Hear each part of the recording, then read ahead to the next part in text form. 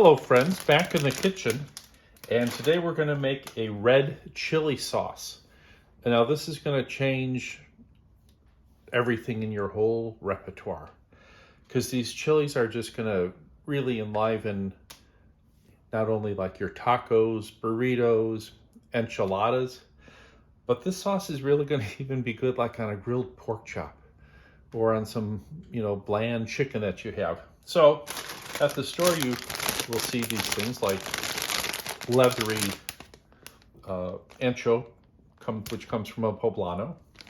And then also this one that's a chili California, which I had never even heard of. So what we're doing is just taking these, opening them up, taking the seeds out. So in here I have 3 ounces of the California chilies, and then 2 of the ancho chilies, which are poblanos, as I mentioned. And to do this, we're just going in and taking this off. We're going to get rid of the seeds in here. So I'm just going to, it's a nice handful of seeds.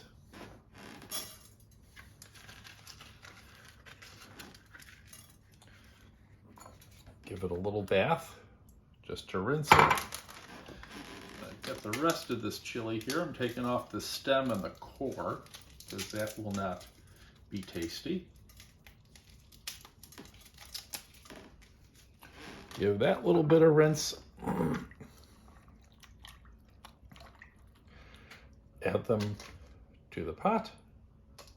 I have 8 cloves of garlic. And we need 2 teaspoons of oregano, but of course this teaspoon does not fit in the jar. Why do they do that?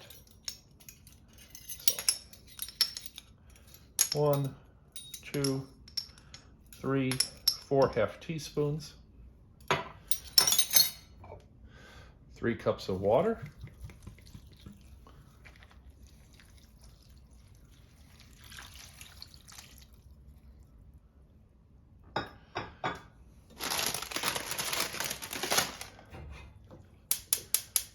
put this over a medium flame, and now we'll just let this cook for about 30 minutes. So check back with you in a little bit.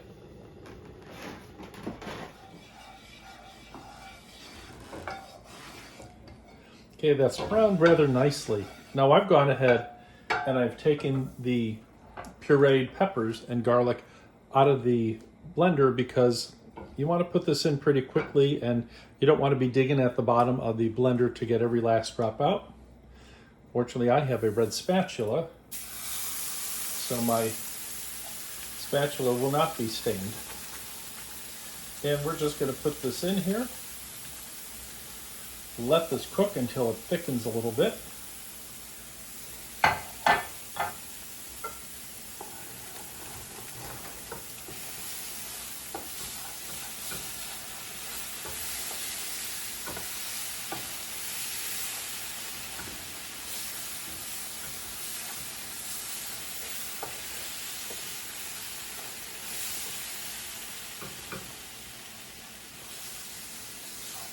It doesn't take long.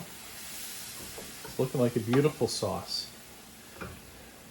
And then one last addition to this, actually 2 last additions, are 2 teaspoons of salt and 1 tablespoon of brown sugar.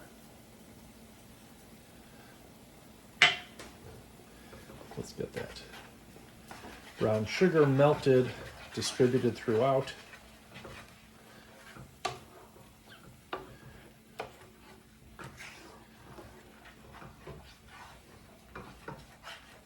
So we've made just about, maybe about 2.5 cups of this red sauce. This is going to last for a couple of days in my house, but actually it's going to go on today onto some cheese and poblano chili quesadillas. Of course, it's going to be a little hot. Let's just take a little bit.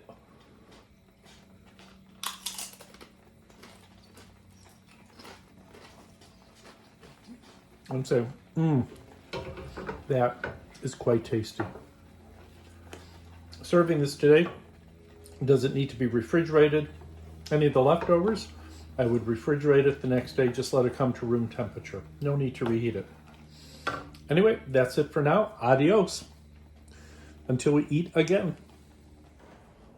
Okay, so our peppers were in the hot water for about 30 minutes. After it started on medium, I turned it down to low and just let it cook for about 30 minutes, stirring occasionally so they're nice and rehydrated, basically. And then I let it cool for 30 minutes. So I'm going to now add it to the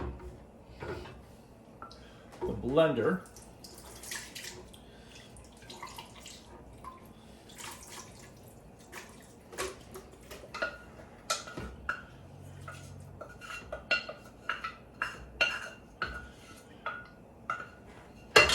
Put the lid on securely because you do not want this to splatter on your walls or on you. And now we'll just process it. So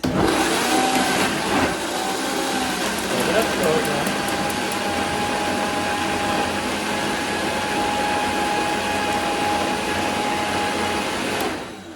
Nice and smooth. Got a hot pan here. We're going to add a tablespoon of vegetable oil to the pan.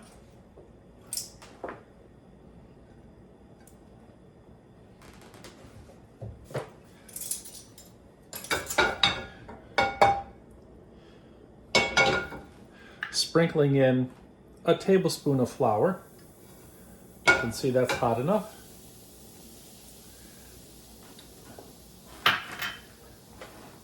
And now we're going to cook this for about 2 to 3 minutes to cook out the flour flavor. And we'll know it's good when it's a nice light brown.